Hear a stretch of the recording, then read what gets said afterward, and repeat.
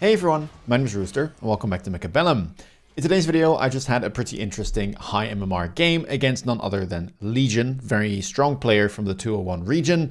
And looking at the packs, I have, a decent choice here of a whole bunch of different packs. Fire Badger Specialist looks especially strong. Starting with Fire Badgers, I'll definitely be able to make use of my Specialist, and in general, Fire Badgers and Void Eyes are still very, very meta, in my opinion at least, after the recent patch, so I'm pretty happy to play them. My opponent starts with Sabers and Fangs, and he is a Missile Specialist. Now, I did actually note this for once, but that being said, I'm not going to do anything too crazy. No matter what here, as long as the Void Eyes are level 1, they are going to be vulnerable to the missile, and so, yeah, there's not really much I can do about that. But I'll at least make sure that I don't put crawlers at least too close to the Void Eyes, because at the very least the Fire Badgers can tank the missile. So, if he wants to kill a crawler, then at least he has to hit a Fire Badger. Something like that could be useful. I'm going to sell my left side tower here, or I guess the middle tower probably is where it was.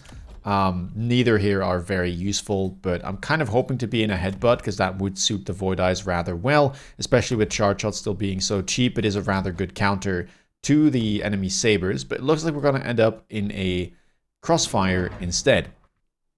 We'll buy double crawler. My opponent goes for Fangs in front and kind of more towards the back to already protect against potential aerial flanks from my side.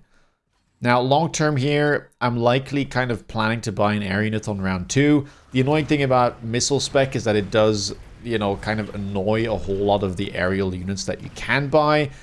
But again, there's not much I can do about that. Wasp, Phoenix, Marksman all die at level 1 to missiles, and a Mustang as well. I can't really, change a lot about that. I'll have to try and, be clever about my positioning, use the mobile beacon, stuff like that. We both get a tower debuff here in the first round. It doesn't amount to much. The armies are still very much separate from one another. My Void Eyes will be able to at least take down this one Sabertooth, but the debuff here is a little bit scary considering he does have this anti-armor cannon ready to fight back and start taking down my army. I hope that my army turns. Okay, it does.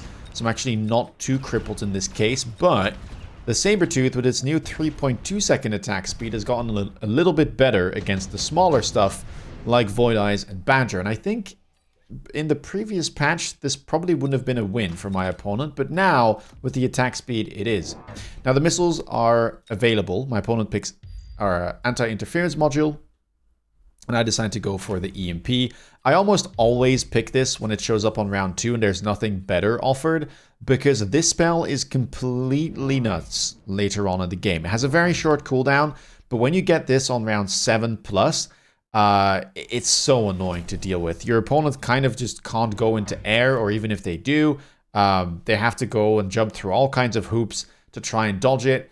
And even, late game, it also tends to force out things like shields and then almost breaks them at round start. Very, very powerful. I go for my Phoenix here, as I mentioned. The left side I'm not too worried about yet, considering my opponent is not going to be able to put a ton of units down on the right side, even if they do get the debuff. I highly doubt that it'll amount to a lot of my army dying on the right side, and I generally think that on round 2 it is better when you grab your anti-air to put it with your main board. Now I am going to go for Phoenix just because it's the best DPS unit in these type of scenarios. It's fast, it offers the most, damage for its cost, and of course it can hit air, which is very, very important. So that's what we go for. I do lose one of my Phoenixes. I did not expect my opponent to put the missile there, so he gets a freebie, but I still have 3 more Phoenixes left, which should be plenty. And it's mostly going to come down here to who gets to shoot at the other's Phoenixes first. And in fact, it looks like I'll be the one to do that, because I left my tower completely exposed. I get debuffed first. But that's not a problem. It's the second debuff here, or at least the one who gets the debuff second, that really benefits, because my opponent just spent the entire debuff timer traveling towards me, and then I get the debuff and actually get to engage with his army. So here the Phoenixes are going to do quite well. A level up would be amazing, because that will allow me to at least save one of the Phoenixes from the missile strike. You can get the threshold with Defense Enhancement 1. but it doesn't seem to be the case. So I'll have to be a little bit creative here, or just accept the fact that I will likely lose some air units. Wasps show up. This is pretty much a mandatory pickup in a lot of scenarios, in my opinion. Either that, or I would have to go into Mustang. I wasn't feeling Mustang here because my opponent already has quad arc light, which can be a little bit tricky, but it was an option. Going for double Wasp, double Phoenix here, especially against the high-rated 201 players, often tends to result in a very early Fortress anti-air, which I was somewhat aware of, but, you know, I didn't want to spend this round buying Mustangs instead. But I'm just mentioning it because it would have been an alternative if I didn't want to get into this mirror right now. Opponent is going for a pretty safe missile, but I guess it will end up hitting my Phoenix, so I lose one. I kind of just accept the fact that I will have to lose one, and I'm going to put another Badger, the one I get from my Specialist, on the left side with a Crawler to defend, and I'm going to press the range enhancement tech immediately here to make sure that my chaff clear, at least, is sorted. I wasn't necessarily trying to get into Phoenix carry here. It's just usually a bit of a transitional unit in a lot of games. And yeah, you often wait for the second unit drop or your opponent to commit to something to kind of go for, well, either a different DPS unit or make the, you know, executive decision that you can actually play carry Phoenix. Wasps here are going to do quite well, but the opponent's Wasps are on a mission. They will get my tower. And with that debuff, I think I will end up losing here. I only have Phoenixes left. They get stuck on the level 2 Sabertooth. Just a little bit too tanky here on round 3 for me to deal with, so I will lose the round. Overall, I mean, relatively even early game. I do take a decent chunk of damage there, but it's still acceptable. And now we enter the last round of the early game, round number 4. Wasp Swarm shows up, and I felt like this was worth picking because I could just throw it over here to try and take down this this opponent's Phoenix. And I even thought, do I want to go for anti-air Wasp in this case as a bit of a tempo move? Again, I wasn't really trying to get into Wasp, but I wanted to try and get a little bit of a lead here. My opponent does have double Wasp himself, has the Phoenix. I get the unit drop as well. And maybe I can bait out something like Fortress Anti-Air. Now, what I didn't expect was Fortress Anti-Air to be picked this round.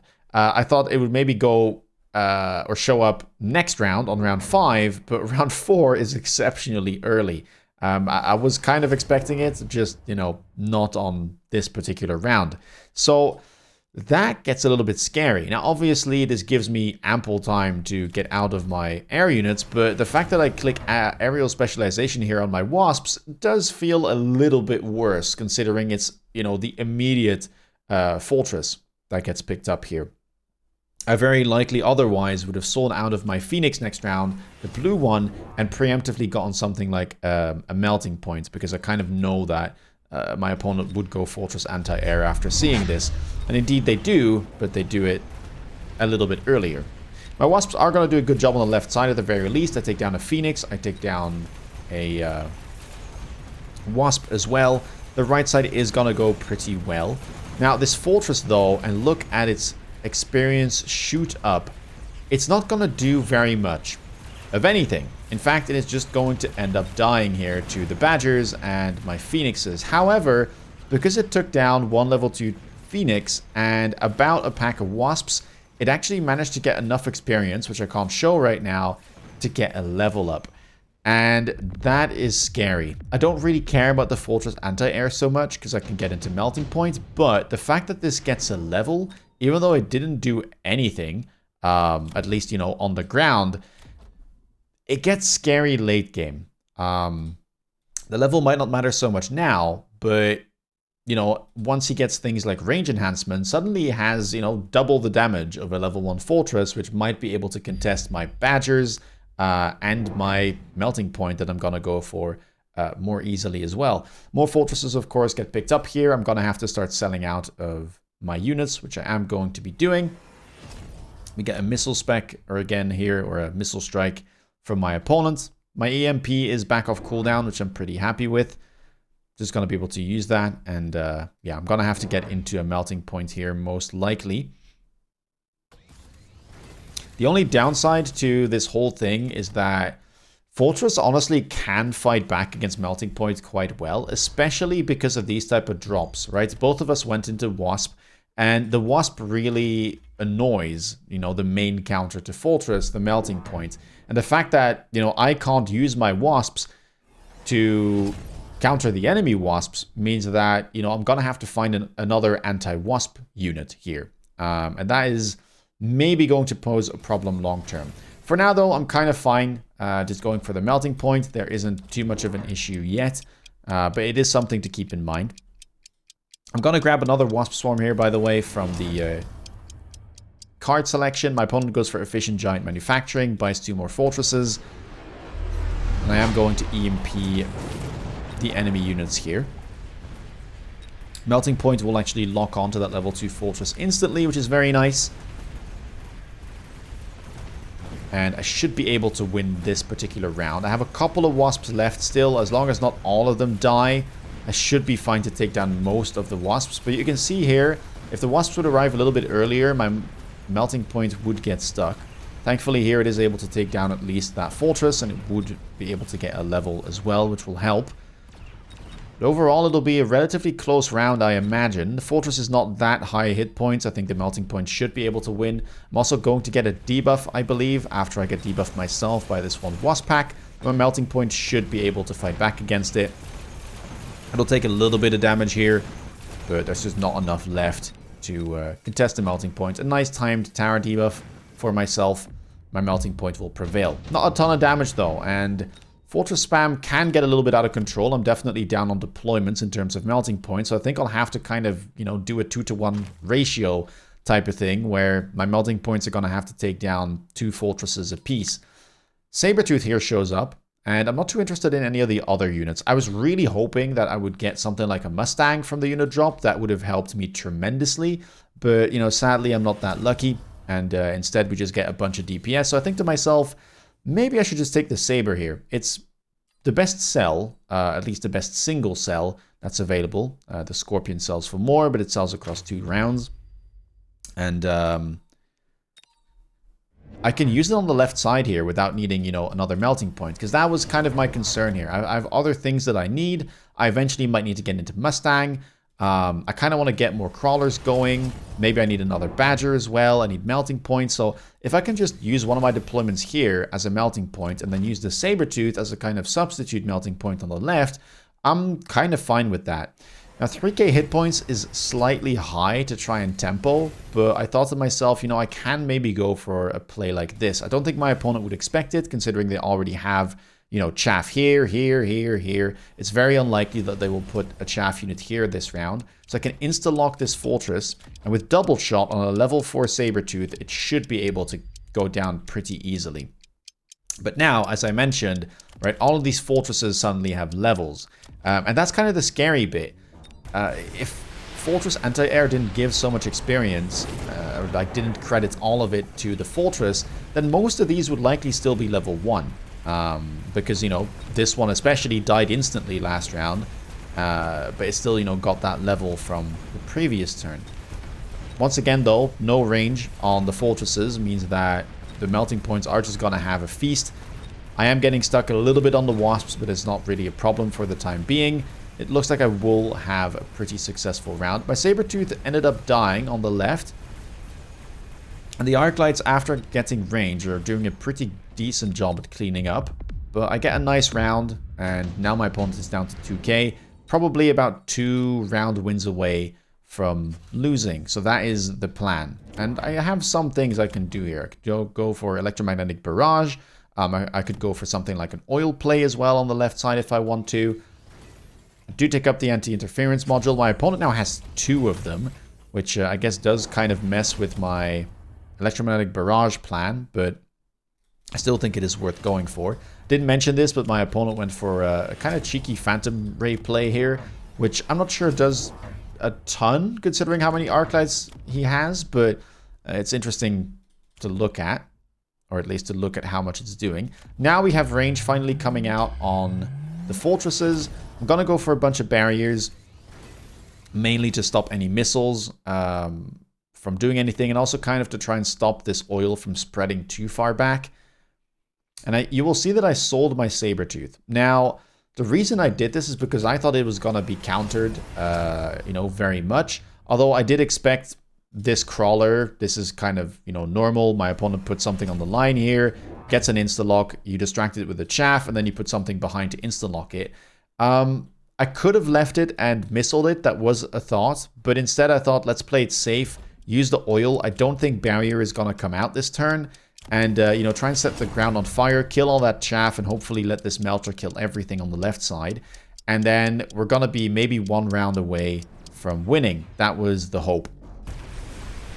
At this stage, I might start having to think about more Badgers as well. I only have 3. They are level 2. I think their damage is probably adequate enough that I don't necessarily need to think about Scorching Fire. But, you know, that is something that I might have to keep in mind. You'll see that the Wasps are being very annoying here. And it's preventing my melting points from locking onto the targets I want. Thankfully, they do work together quite nicely. On the left, I at least managed to take down the big fortress. I think my melting point should be somewhat okay. A nice EMP barrage there does take away the range. And my melting points on the right are going to be fine. It looks like eventually, though, the range will come back on that level 1 fortress and it will take down my melting point. So while I do win the round, it's maybe not as big of a victory as I would have liked. With, you know, about 700, slightly over damage being dealt. Do get the tower debuff there, and we kill that fortress. But now I'm still 1200 damage away, so I need a pretty convincing round to be able to win. And this is not a unit drop that I really wanted to see, to be honest. There's sledgehammers in there, which are a very, very good counter to my melting points, right? It adds these mid-sized units in front of the fortresses, and that's one of the best things that you could do to try and stall melting points from locking onto your bigger targets. So especially with the triple deployment here, I wasn't too keen on seeing that. Now, it's not bad chaff for me either, but Fortress is definitely a lot better of a counter to Sledgehammer than Melting Point is. I could have also considered going for Typhoon here, because as I said, you know, I do have a bit of a Wasp problem. I'm not the biggest fan of Typhoon into level 2 Fortresses. I would have had to put the Typhoon all the way at the back. It also doesn't need to be level 4. It doesn't really achieve much at level 4. It's still going to die, you know, to level 2 Fortresses with range.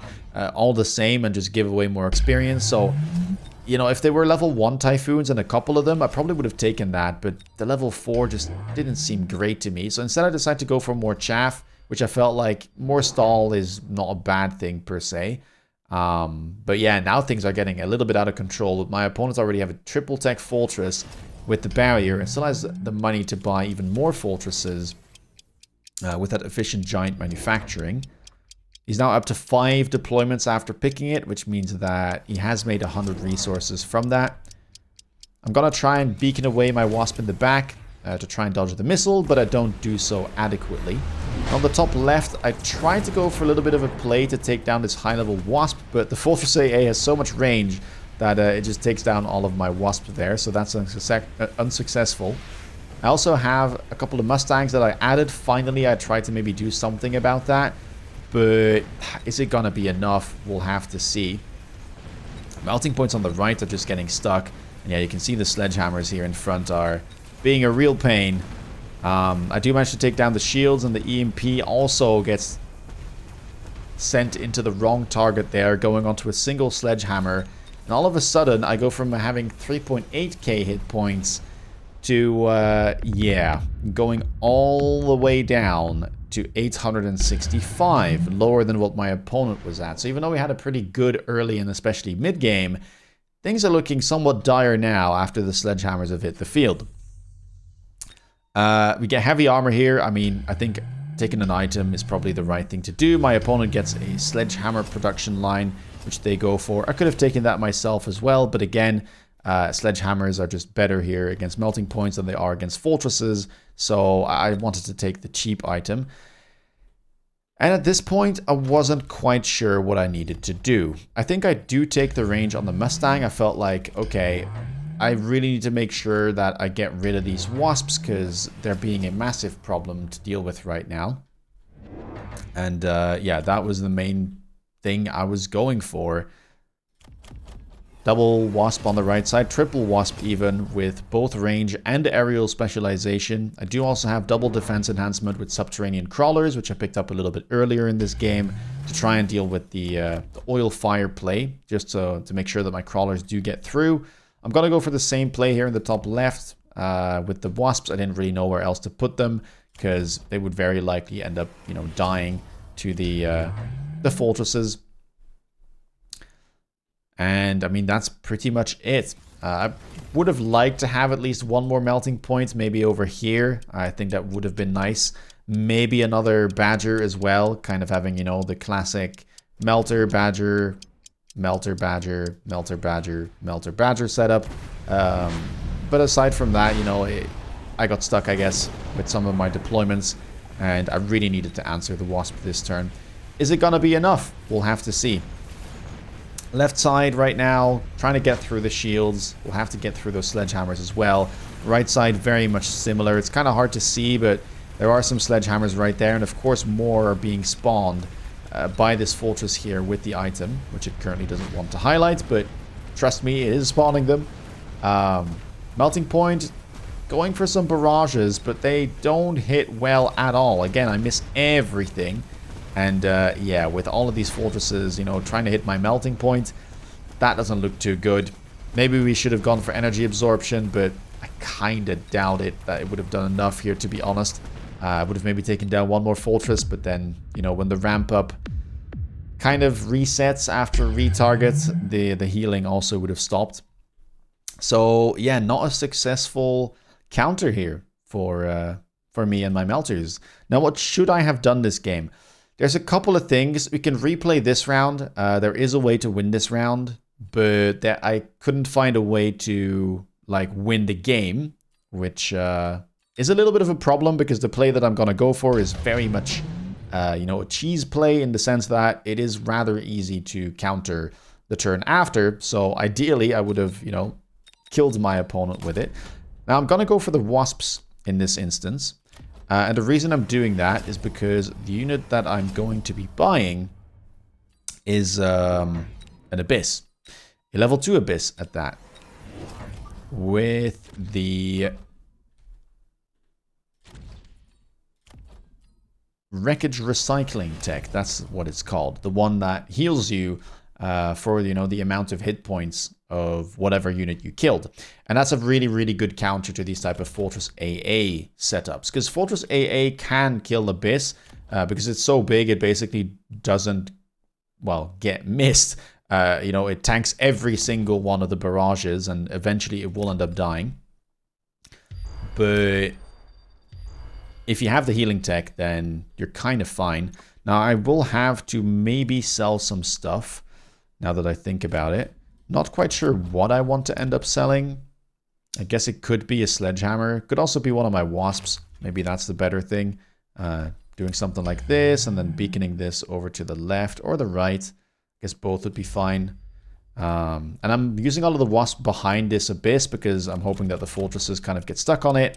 And yeah, I mean, that would be that. Let's put a shield over there. I could maybe go for some missiles, but let's see how this ends up. And yeah, this is the only play that I found that really does anything on the final round.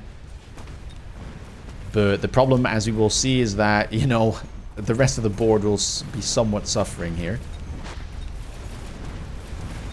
In fact, the Abyss very nearly dies, but as it starts killing fortresses, it heals all the way back to full. And eventually it will be kind of fine.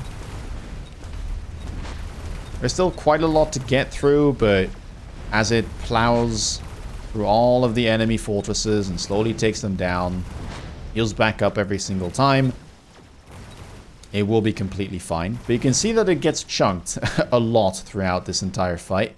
And yeah, it's only the Abyss that survives, so it wouldn't have been enough. My opponent was the 1200.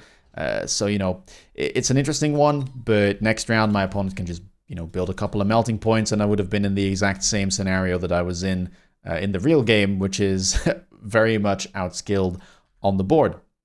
So what else is there?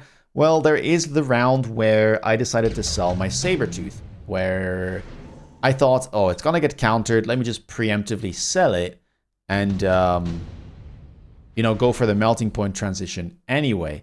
What I could have done is kind of called the bluff, which is not a bad thing to do. And I feel like I should do it more often, where I just say, well, that's kind of annoying to kill anyway. You might end up just buying more fortresses and not wanting to build, you know, something like a melting point. And I know that you're probably going to put a chaff unit here. So with that in mind, I could just keep this, right? It's not super likely that they'll use barrier because it would just get insta-popped, and it's an expensive tech too. So what I could do is, you know, grab the anti-interference module here, chuck that onto one of the melting points, not a bad thing to have. And then I think it is round 7. So at this point, I wouldn't mind going for, you know, a little bit of a loan here. And then I'm going to go for a missile. Maybe level that, go for EMP on the melting points. And what else do I want? There's no missiles here that I need to worry about for the time being. So that's probably kind of nice. And I think I could probably just go for, you know, some aggressive plays here. Put a crawler there on the flank to make sure that this Phoenix is distracted. If they do end up putting something here, which is the only place that they have space to put a DPS unit, that'll get distracted for a bit. And, you know, everything that buys more time for this guy is going to be nice. So what I'm going to do is that. I'm probably going to add another Badger as well into the mix. And, I mean, what else do I want at this point? I'm not entirely sure. I could go for Subterranean. I could go for some shields. But I think I don't mind the Subterranean here. It's kind of fine. And I think that's pretty much it. I guess I will just go for... Okay, I guess we don't do anything here. I'm not quite sure what to do with the rest of my money. But I wanted to try out this, where we can see that we instantly take down that newly placed fortress. And even better, we end up taking down the level 2 fortress another round, back to back. The right side is doing just fine. And all of a sudden, especially with the tower debuff, I do a lot more damage here. And it's a ton more deploy efficient too, if you think about it. Because, you know, I didn't have to sell this. I didn't have to rebuy a melting point on that side because this Sabertooth is my melting point. And look at the damage it dealt, right? 150,000. Now you might say, you know, it's a little bit of a prediction play, but it's... At high MMR, this is very predictable. It's just common sense that when you get insta-locked like that, the way that you fix it is by putting a chaff unit in front of the enemy DPS unit, and then try to chuck something behind that can, you know, maybe kill it. But, you know, without something like Launcher Overload, it's kind of hard to get through this. And yeah, I could have called the bluff and it would have dealt 1,500 damage, which is a lot more than I did in the actual replay.